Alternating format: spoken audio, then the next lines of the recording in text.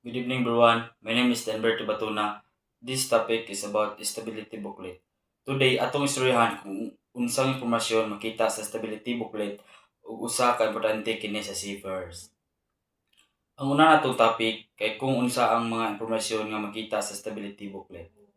Ang stability booklet nag-contains og important nga impormasyon kung unsaon pag-keep ang barko nga balance ug safe. Apil na ang mga safe basic data.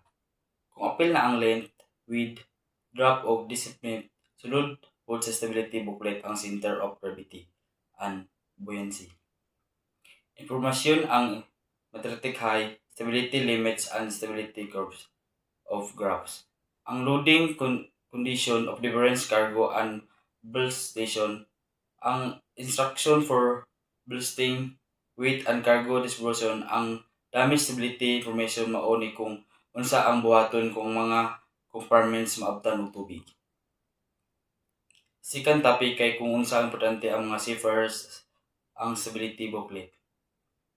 Ang stability booklet importante because maka-help sa seafarers nga makakip sa barko nga stable ug balance.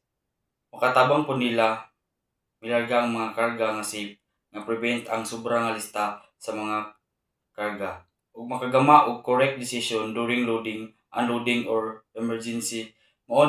Maora ni ang example kung unsa ka importante ang mga seafarers and stability booklet.